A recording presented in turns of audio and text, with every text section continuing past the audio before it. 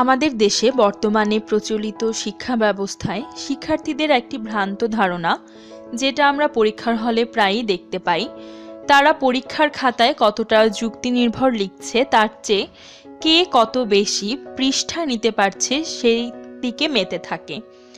আমরা এখানে জাতীয় বিশ্ববিদ্যালয়ের পরীক্ষার্থীদের দৃষ্টি আকর্ষণ করছি, কেননা জাতীয় বিশ্ববিদ্যালয়ের পরীক্ষার্থীদের হলে পর্যবেক্ষকরা এটাই পর্যবেক্ষণ করেন যে পরীক্ষার্থীরা যতটা না বেশি মনোযোগ দিচ্ছে যুক্তি নির্ভর প্রশ্নের উত্তর দেয়, তার চেয়ে বেশি, অনেক বেশি তারা চিন্তিত থাকে কে কার চেয়ে বেশি পৃষ্ঠা লিখতে পারে। তাদের মধ্যে অনেকদিন ধরেই একটা ধারণা কাজ করছে, জাতীয় বিশ্ববিদ্যালয়ের শিক্ষকরা পরীক্ষার খাতা সঠিকভাবে মূল্যায়ন করে না, এবং করে না বলেই শিক্ষকরা পৃষ্ঠা গুণে নাম্বার দেন। এই ধারণাটা কতটা ভুল সেটাকে আপনাদের সবার সামনে তুলে ধরার জন্য আমরা একটা সচিত্র প্রতিবেদনের ব্যবস্থা করছি। আমরা এখানে জাতীয় বিশ্ববিদ্যালয়ের একই পরীক্ষার একই বছরের একই বিষয়ের দুটি খাতা পাশাপাশি রেখেছি। যেখানে আমার প্রথম খাতাটিতে আপনারা দেখতে পাচ্ছেন পরীক্ষার্থীর প্রাপ্ত নম্বর 51।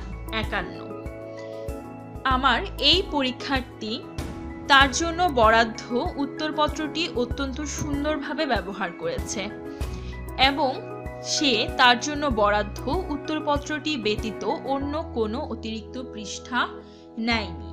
পরীক্ষার খাতার পেছনে আপনারা দেখতে পাচ্ছেন অতিরিক্ত উত্তরপত্রের ক্রমিক নম্বর। সে কোনো রকম অতিরিক্ত উত্তরপত্র নেয়নি। তার প্রাপ্ত নম্বর 51। ঠিক তার পাশাপাশি আমরা যে খাতাটি নিয়েছি, এই পরীক্ষার্থীর প্রাপ্ত নম্বর 42। সে তার জন্য বরাদ্দ পরীক্ষার খাতাটি সঠিকভাবে ব্যবহার করেনি। আপনারা ভেতরে লেখা দেখলেই সেটা বুঝতে পারবেন। তারপর আমি আপনাদের দৃষ্টি আকর্ষণ করছি খাতার পেছনে অতিরিক্ত উত্তরপত্রের ক্রমিক নম্বর। সে তার জন্য বরাদ্দ উত্তরপত্রটির পর অতিরিক্ত 6টি উত্তরপত্র সংগ্রহ করেছে। তারপর আমি আরো ভালোভাবে বোঝানোর জন্য আপনাদের দেখাচ্ছি 1, 2, 3, 4, 5 এবং 6টি উত্তরপত্র সংগ্রহ করে সে পেয়েছে 42, এবং একটি মাত্র পরীক্ষার খাতা ব্যবহার করে কোনো অতিরিক্ত উত্তরপত্র সংগ্রহ ছাড়াই সে পেয়েছে 51।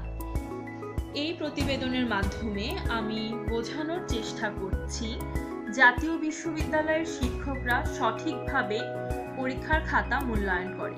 হয়তো কতিপয় শিক্ষক কোনো কারণে ভুলবশত নাম্বার গোলমেল হয়ে যায়, কিন্তু তার মানে এই নয় জাতীয় বিশ্ববিদ্যালয়ের সব শিক্ষকরা একইভাবে পরীক্ষার খাতা মূল্যায়ন করে।